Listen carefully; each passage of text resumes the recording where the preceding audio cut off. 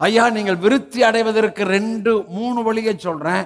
முத வழி வார்த்தையை வாசித்து தியானம் பண்றது. 2வது விருத்தி அடைகிறது ஹோலி ஸ்பிரிட் ஃபெல்லோஷிப். 3வது விருத்தி அடைகிறது கர்த்தருக்கு கொடுக்கிற காரியத்திலே தசமபாகம் காணிக்கை தாராளமாக. அது உங்கது இல்லை, நீங்க சம்பாதிக்க தேவன் கொடுத்த பலன். நீங்க கர்த்தருக்கு கொடுக்கிறப்ப நன்றியை தெரிவிக்கிறீங்க, இரத்தத்துக்கு நன்றியை தெரிவிக்கிறீங்க, உங்கள் சுகத்துக்கும் பலத்துக்கும் அந்த தசமபாகம் காணிக்கையினால உங்களை உறுதிப்படுத்தி கொள்றீங்க.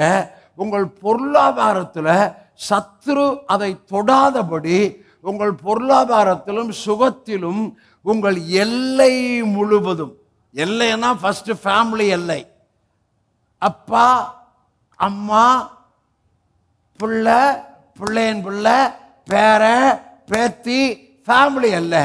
அடுத்தது வெளியே போயிட்டா வேலை செய்கிற எல்லை, பிஸ்னஸ் பண்ற எல்லை.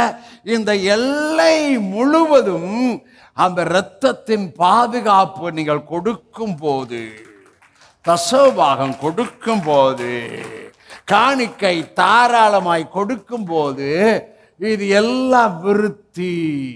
தாவீது நாளுக்கு நாள். காரணம் என்னங்க? ரைட். சேனைகளின் தேவனாய் கர்த்தர் அவனோடு கூட.